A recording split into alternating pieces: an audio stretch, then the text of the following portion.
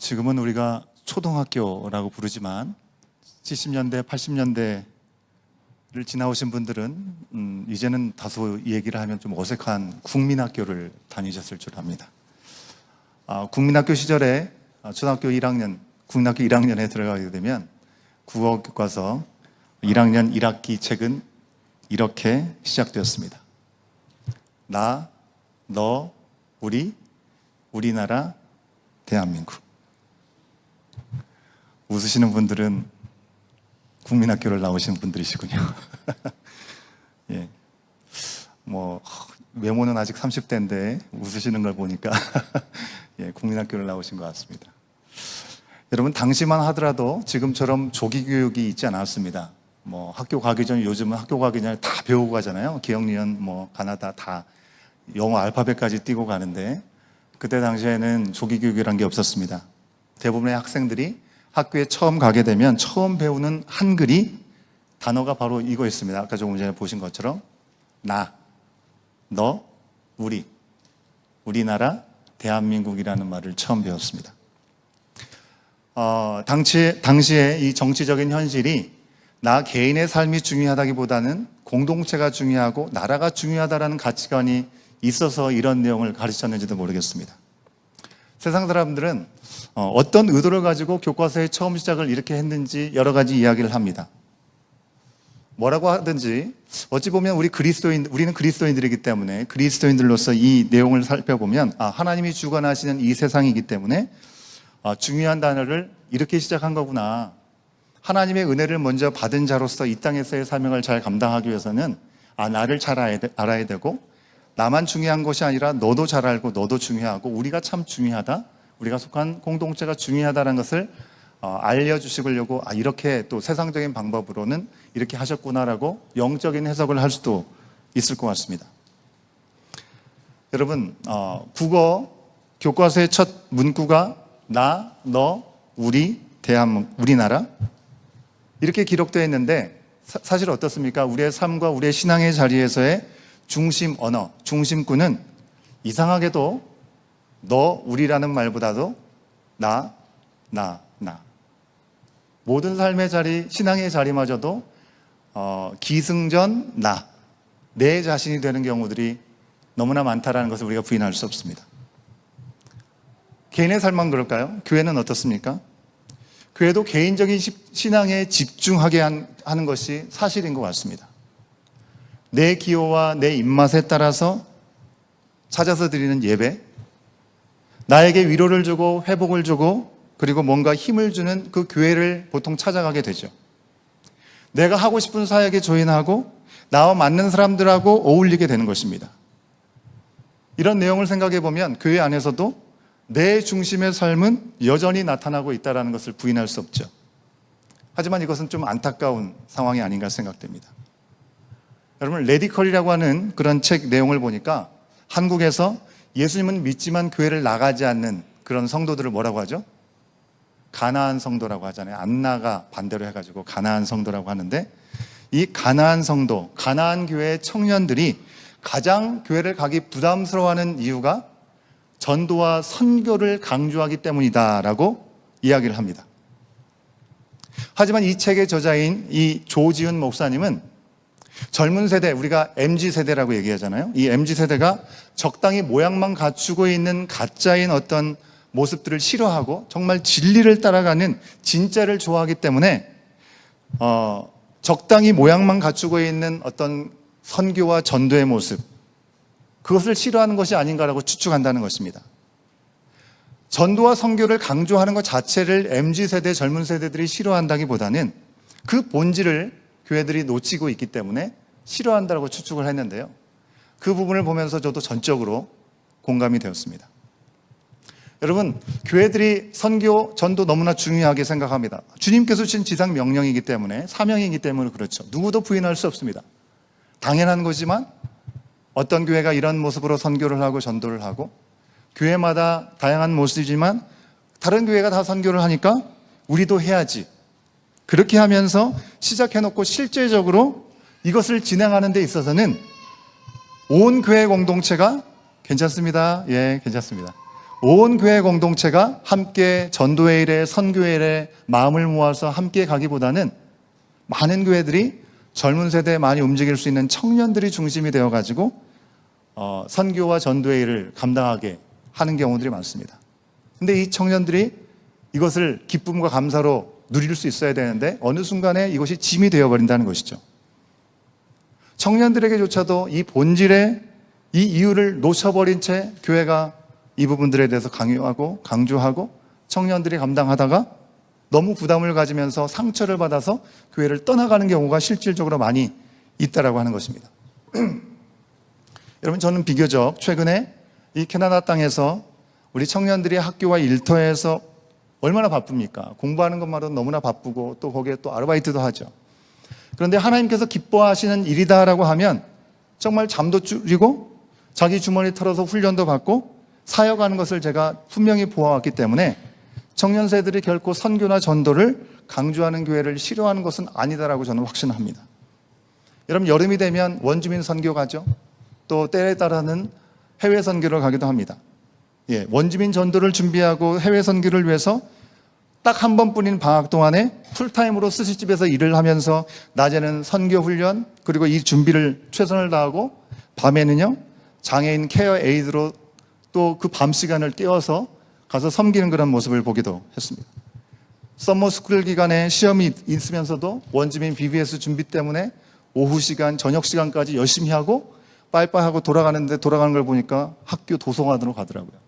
다음날 시험 준비를 하러 간다는 겁니다. 그런 친구들을 보면서 선교와 전도에 대해서 싫어하는 것이 아니구나. 나의 모습들을 희생해서라도 정말 중요한 이유와 목적을 발견하는 일들에는 몸을 던지는 청년들의 모습을 봤습니다. 여러분, 그렇게 선교를 다녀왔다고 여러분 우리 고등부 친구들 같은 경우는 봉사 증명서를 받잖아요. 그러면 그것이 대학 갈 때 좋은 도움이 됩니다. 봉사 증명서를 받는 것도 아니고요. 청년들의 경우에요. 대학 입시에 도움이 되는 것처럼 취업에 도움이 되는 것도 아닙니다. 하지만 내게 주신 그 주님의 은혜와 그 사랑이 너무나 크기 때문에 복음의 빚진 자로 오직 그 사랑의 빚을 갚아야 된다는 그 생각으로 나를 버리고 올인하는 청년들의 모습을 저는 계속해서 보아왔습니다. 여러분 다 아시는 것처럼 제가 이 에드먼튼의 코로나 시절에 왔습니다. 그리고 우리 온 교회는 올해 갑자기 시작되게 되었죠. 그래서 우리 청년들이나 우리 성도님들과 함께 정말 전도와 선교의 현장에 나가는 시간들을 갖기는 참으로 어려움이 있었습니다. 하지만 분명히 우리 공동체에도 나의 시간과 물질과 은사와 재능과 모든 능력들을 다 바쳐서 주님 나라의 복음을 위해서 그것을 던지고 지금까지 바쳐왔고 또 앞으로도 그럴 준비가 되어 있는 분들이 많으신 줄로 믿습니다. 아멘이 없네요. 많으신 줄로 믿습니다. 여러분, 참 하나님께서 주신 그 은혜는 우리 가운데 다 있습니다. 그리고 어떻게 하면 그 은혜 하나님 앞에 응답할 수 있을까 우리는 다 고민합니다. 이처럼 귀한 헌신과 섬김이 교회 안에서는 여러 가지 모양으로 우리는 어렵지 않게 발견할 수 있습니다. 그런데 참 어려운 것이 한 가지가 있습니다.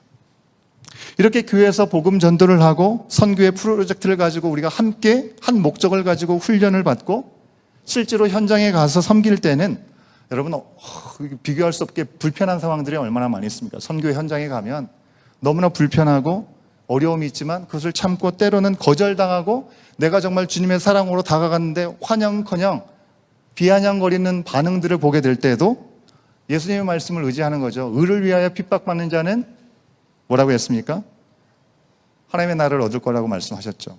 상급이 있을 거라고 말씀하셨습니다. 그 말씀을 기억하면서 감사하고 믿음으로 그 자리를 끝까지 잘 섬기게 되는 것이죠.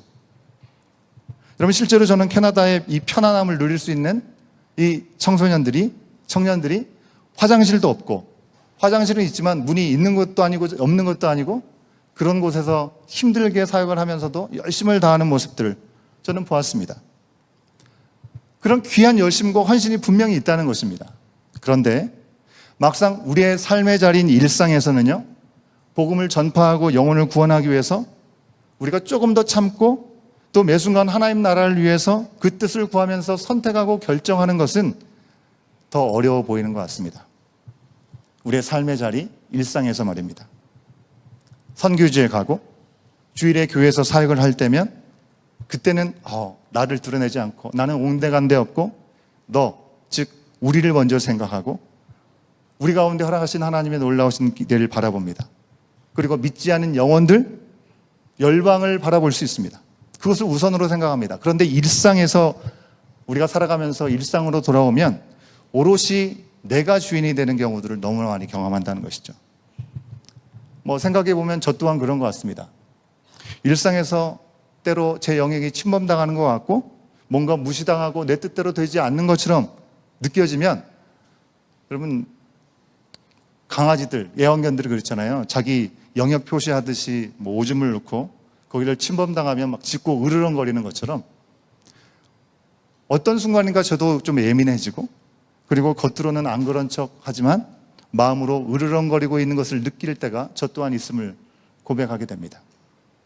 근데 오늘 말씀에서요, 바울은 아주 현실적인 자리, 우리가 살아가는 삶의 자리에서, 일상의 자리에서 신앙적으로 어떤 선택을 해야 되는지를 우리 가운데 분명히 언급해주고 있다는 것입니다. 오랫동안 하나의 목적을 위해서 준비됐던 어떤 프로젝트나 어떤 사역, 우리가 함께 단기적으로 이뤄내야 될 어떤 사역, 그것이 아니고요, 일상의 자리에서 다른 사람들과 더불어 먹고 마시는 그 모든 삶의 자리에서 그리스도인으로서 어떤 선택을 해야 되는지, 어떤 결정을 해야 되는지를 우리 가운데 분명히 알려줍니다. 여러분 생각해 보세요. 우리가 알지 못하는 길을 가게 될 때에는, 아주 먼 길을 갈 때에는 내 생각을 다 동원해서 가려고 생각하지 않습니다. 특히 첨단의 시대 아닙니까? 구글 맵을 치면, 주소만 치면 어디든지 다 나오기 때문에 구글 맵을 조금도 의심하지 않고 절대적으로 의지하면서 그것이 인도하는 대로 찾아가게 되는 것입니다. 그렇죠? 근데 동네에서는 어떻습니까, 여러분? 적어도 동네에서만큼은 내가 어느 정도 길을 다 안다고 생각하죠. 저도 이제 1년 반 지내다 보니까 적어도 동네 근처에 있는 데는 내비게이션 켜지 않고 다니거든요. 제가 가고 싶은 대로 그렇게 다닙니다. 예. 그저 내가 내키는 대로 할 수 있다는 것입니다. 여러분, 일상에서의 삶과 신앙도 비슷한 면이 있지 않나 생각을 해보게 되죠. 여러분, 우리가 대학을 지나가는 데 있어서, 또 직장 취업을 하는 데 있어서, 결혼하는 데 있어서, 자녀들을 결혼시키거나 내가 살아야 되는 주택을 구입하는 일에 있어서, 새로운 사업을 시작하거나 이사를 가든지 출산하는 일들, 우리가 흔하게 경험할 수 있는 일들은 아니죠. 흔하게 경험하지 못하는 그런 인생의 상황들 앞에서는 우리가 얼마나 진지해집니까? 그죠? 진지하게 하나님 앞에 기도합니다. 어떤 선택을 해야 될지요, 어느 자리에 있어야 될지 구합니다. 하나님의 뜻을 구합니다. 성령과 말씀의 인도하심을 구하고, 때로는 우리의 믿음의 선배들에게 조언을 구하면서 그 이야기를 잘 따르게 될 때도 있습니다. 그 정도로 신중하게 선택하고 결정을 하는 것이죠. 하지만 매일매일 우리가 일상을 살아가면서 먹고 마시고 산책하고 잠자고 이런 일들을 할 때, 여러분, 주님, 오늘 내가 어떤 점심을 먹어야 할까요? 제가 부대찌개를 끓여 먹어야 할까요? 아니면 피자를 사 먹어야 할까요? 물으시는 분 계십니까? 나는 할 수 없으니 성령님 나를 인도하소서. 내 삶의 너무나 일상적인 평범한 일들을 가지고 그렇게 구하시는 분이 계십니까? 보통 그렇게 하지 않죠. 왜 그렇게 하지 않습니까? 내 기호와 내 결정에 따라서, 내 마음에 따라서 결정을 한다 하더라도 그 일이 주님의 나라의 복음에 아무런 해와 영향을 끼치지 않기 때문에 그런 것이죠. 내 스스로의 삶에 대한 일상적인 부분은 그렇다는 것입니다. 내가 책임지고 내가 감내하면 될 수 있는 것이기 때문에 어렵지 않게 선택하고 당연하게 그 일들을 해가게 되는 것이죠. 그런데 여러분, 일상의 그 자리에서 주어가 바뀌면 달라질 수밖에 없다는 것입니다. 내가 먹고 내가 마시고 내가 자고 할 때는 자유롭게 할 수 있습니다. 하지만 오늘 말씀처럼 즉 다른 사람이 함께하는 상황이면 달라진다는 것입니다. 오늘 청년부 브런치로 부대찌개를 드신 걸로 알고 있습니다. 맛있게 드셨습니까? 한 분만 맛있게 드셨네요. 네. 아마도 최근에 한국에서 유학으로 온 친구들이 좀 있어서 오늘 특별히 섬겨주신 분께서 그들을 생각해서 부대찌개를 끓이신 것이 아닌가라는 생각을 해봅니다. 여러분, 아무리 교회 안에서 자발적으로 섬기는 일이지만 그 섬기는 일이 번거롭고 아주 많은 일이 필요한 일이라면 좀 피하고 싶은 거 사실 아닙니까? 그냥 어차피 한번 섬기는 건데 그냥 간편하게 샌드위치 해줘도 되는 것이죠. 하지만 그 상대방, 다른 사람들을 생각하면 선택과 결정이 조금 번거롭더라도 달라질 수 있는 거라고 생각합니다. 그런 결정이지 않았을까라는 생각을 해봅니다. 여러분, 바울은요 24절에서 말했습니다. 24절 말씀을 같이 한번 확인해 보도록 하겠습니다. 함께 읽습니다. 시작. 누구든지 자기의 유익을 구하지 말고 남의 유익을 구하라. 여러분, 이 말씀을 토대로 23절 말씀을 보면요, 이 23절 말씀에서 생략된 주어를 우리가 찾아볼 수 있습니다. 먼저 23절 말씀 원래 구절을 같이 한번 읽겠습니다. 시작. 모든 것이 가하나 모든 것이 유익한 것이 아니요 모든 것이 가하나 모든 것이 덕을 세우는 것이 아니니. 여러분, 여기에서 생략된 말이 보이십니까? 예, 누구에게 간접 목적어라고 해야 되나요? 이런 표현들이 없는 것 같아요. 그래서 생략된 그 말을 넣어서 읽어보면 이렇습니다. 제가 읽어드리겠습니다. 그 다음 거 보여주시면 나오겠죠. 나에게 모든 것이 가하나 다른 이에게 모든 것이 유익한 것은 아니요 나에게 모든 것이 가하나 다른 이에게 모든 것이 덕을 세우는 것은 아니니 라는 말로 우리는 이해할 수 있는 성경 말씀입니다. 여러분, 세상에 나 하나만 있다면 뭐든지 할 수 있습니다. 여러분, 부모님들은 아주 쉽게 이해를 하실 거라고 생각합니다. 자녀를 두신 부모님들은 나 자신을 위해서 살 때는 뭐 별 생각 없이 그렇게 하지만 자녀를 위해서라면 목숨까지 내어놓는 마음으로 어떤 헌신도 불사하고 그런 삶을 살아오시는 것이 우리의 부모님들, 또 이 자리에 계시는 우리의 부모님들 아니겠습니까? 여러분, 우리 교회 참 너무나 감사하게도 계속해서 생명이 태어나고 또 잉태되는 일들이 있습니다. 얼마나 감사한 일인지 모르겠습니다. 제 부족함으로 해서 이 예배 전에 함께 축하하고 감사할 이야기를 좀 나눌 수 있어야 되는데 그러지 못하고 한 2주 정도 지나간 것 같아요. 지지난주 또 지난주. 지지난주에는 우리 우주가 돌이 있었고요. 그죠? 그리고 지난주에는 에셀이가 돌을 맞아서 돌떡을 함께 나누었었습니다. 이제는 오타와로 완전히 이주해 갔지만 이곳에서 함께 인사를 나눴던 우리 강성민 집사님, 한혜인 집사님, 둘째 샤이니가 돌을 맞았다라는 소식도 전해 주셨습니다. 멀리 떨어져 있지만 또 우리 교회 예배에 참석도 하시고 또 새벽에 진행되는 큐티의 나눔도 전해주시는 은혜를 함께 나눴습니다.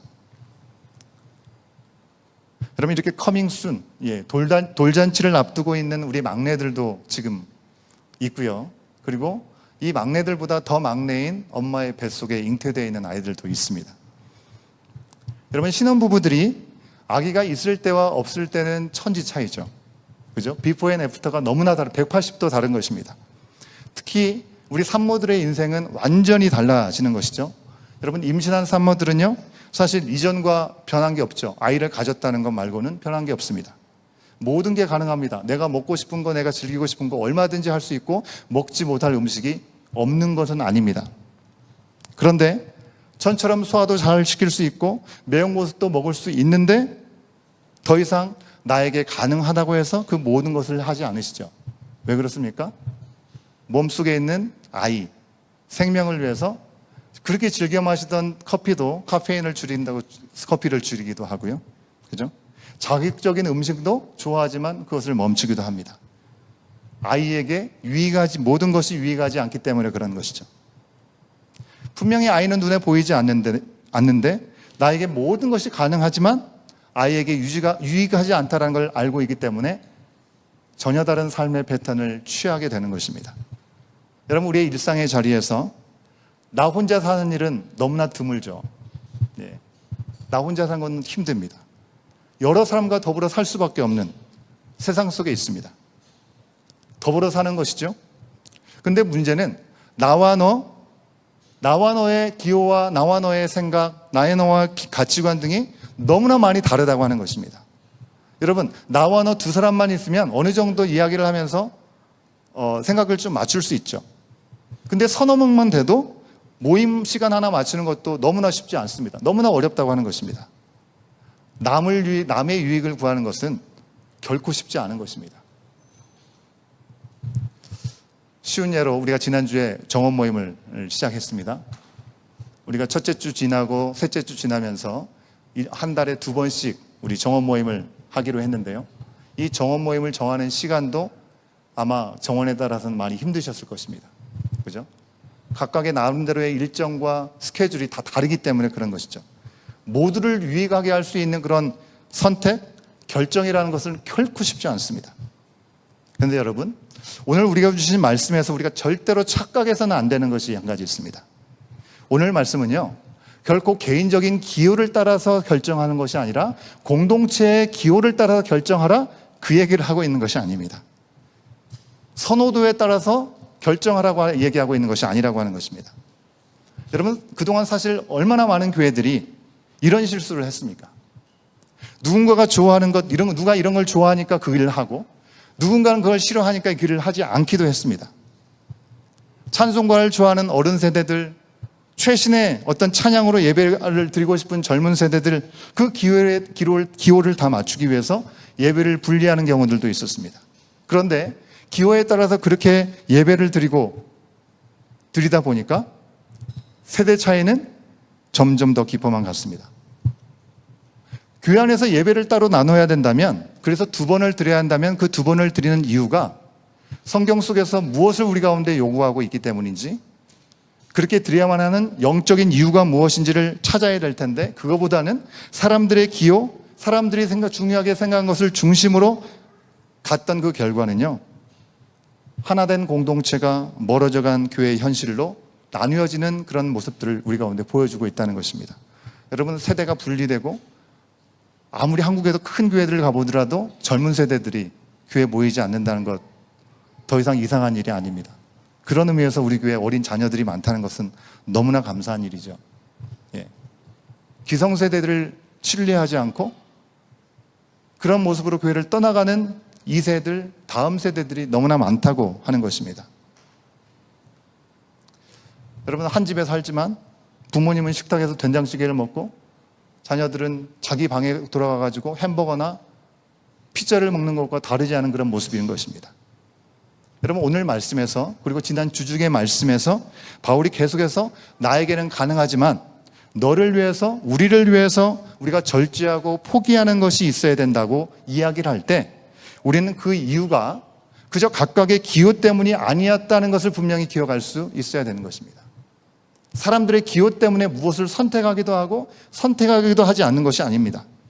여러분, 이것은 기호가 아니라 기본에 대한 것이라는 것입니다. 기본. 예수 그리스도께서 십자가에 달려 돌아가시는 그 사랑과 은혜는 나만을 위한 것이 아닌 것입니다. 그것이 기본이라는 것입니다.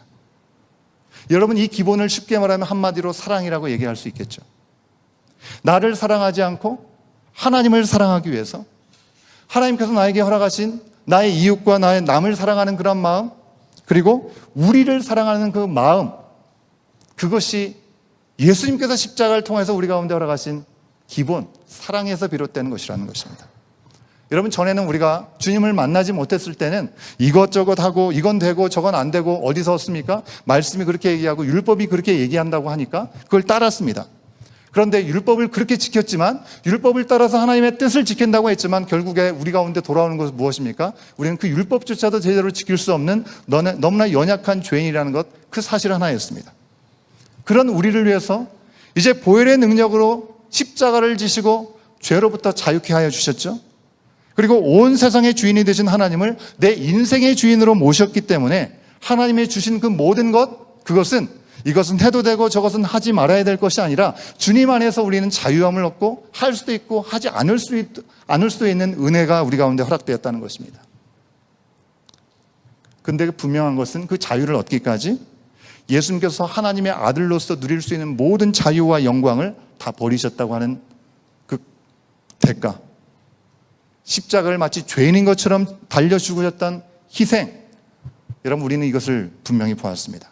그러니 이제 나도 주신 그 자유로 나를 위해서 어떻게든지 쓸까를 고민하기보다는 나를 위해서 십자가를 달려 죽으신 예수님을 믿는 그 믿음, 그 믿음으로 사는 삶, 예수님처럼 다른 사람을 위해서 사는 그 사랑, 그 기본을 바울은 우리 가운데 말해주고 있는 것입니다. 특히 오늘 말씀에서는 우상 제물에 바쳐진 우상 제물에 대해서 이야기하고 있죠. 여러분, 당시 고린도 사회는 우상 숭배가 너무나 많았습니다. 우상신에게 바쳐진 그런 제물이 시장에서 유통되었다는 것입니다. 시장에서 먹거리의 음식으로 팔렸다고 하는 것입니다. 실제로 그 고기가 우상 제단에 바쳐진 제물인지 아니면 우상에게 바쳐지고 난 제물 그 외에 남은 고기를 가지고 팔고 있는 것인지 우리 확인할 수 없죠. 구별할 수 없었습니다. 물론 그리스도 안에서 거듭난 사람들이 우상 제물에 대한 어떤 호력을 의지하면서 그 고기를 먹는 사람은 분명히 없었겠죠. 자기 자신의 양심에 걸리지만 않으면 아무런 문제 없이 먹을 수 있었다고 하는 것입니다. 하지만 만약에 믿음이 약한 사람이 그 제물이 우상에게 드려졌던 제물이라는 것을 알고 당신 왜 우상의 제물을 먹느냐라고 얘기를 한다면 그것은 말이 달라지는 것입니다. 그들의 마음에 시험을 줄 수 있다면 먹지 않는 게 낫다라고 바울은 얘기하고 있는 것입니다. 내 양심에 거리낌이 없지만 나는 아무런 문제가 없지만 내가 먹는 이 사건을 통해서 누군가가 믿음이 연약한 자가 실족하고 하나님을 떠나갈 수밖에 없는 상황이 된다고 한다면 그것은 하나님을 믿는 그 믿음의 양심 안에서 먹지 않아야 된다는 것이죠. 여러분, 이것은 고기 취향이나 기호 때문에 일어난 일이 아니라 신앙 양심이라고 하는 기본에 관한 부분이었기 때문에 민감하게 반응해야 했다는 것입니다. 여러분, 우리에게는 우상제물이라는 것이 쉽게 감이 오지 않죠. 그죠? 어찌 보면 우리한테 더 감이 오는 것은 술, 담배 문제가 아닐까라는 생각을 해봅니다. 더 쉬울 것 같습니다. 여러분, 한국 그리스도인들에게는 술 문제, 담배 문제가 가까이 하지 않는 것이 교회의 전통 안에 우리는 그렇게 이해하고 있죠. 근데 만약에 제가 술을 마신다 할지라도 술에 취하지 않을 수 있는 컨트롤할 능력이 있고 그래서 반주 정도 아무런 무리 없이 조절하면서 먹을 수 있는 능력이 있고 담배를 핀다 하더라도 내 건강과 내가 담배를 핌으로 다른 사람에게 폐에 영향을 끼치지 하지 않을 수 있는 그런 정도의 어떤 절제력이 있다고 한번 생각해 보십시오. 실제는 아닙니다. 실제는 아닙니다. 엄한 다른 분을 예들 수 없잖아요. 그래서 제 얘기를 하는 겁니다. 만약 제가 여러분과 많은 분들과 함께 식사하는 자리에서 술 한 잔, 담배 한 대를 핀다고 생각을 해보십시오. 그것을 만약에 은밀한 중에 보시는 분이 여러분 중에 계신다면 아마 여러분들은 온교회 출석에 대해서 다시금 생각하실 것입니다. 예배에 집중하는 것도 어려울 것입니다. 겉과 속이 다르네. 이런 생각하겠죠. 여러분, 그런 행동이 만약 제 신앙과 제 양심, 제 삶의 질서와 건강에 아무런 영향력을 끼치지 않는다 할지라도 다른 분에게 거치는 것이 된다면 저는 당연히 하지 않는 것이 맞는 것이죠. 이설교회에 또 이상하게 목사님이 술, 담배 한다 이런 소문이 없기를 바랍니다. 억울하게 우리 장로님 예를 들 수는 없잖아요. 사랑하는 여러분, 하나님은 다른 사람의 기여가 아니라 우리 모두의 기본, 즉 십자가에서 예수 그리스도께서 행하신 대로 믿음 없고 연약한 자들, 그들을 사랑하신 그 사랑이라고 하는 그 기본을 지키기 위해서 무엇을 할 수도 있고 무엇을 하지 않을 수도 있는 자유를 가지라고 말씀해주고 있습니다. 누군가의 신앙 양심, 누군가에게 예배에 거치는 것이 된다면 여러분 더 이상 물어볼 필요가 없습니다. 과감하게 멈추십시오. 여러분, 오늘날 시대에는 내가 하고 싶은 대로 하는 것이 최고라고, 그것이 미덕이라고 이야기하는 세상입니다.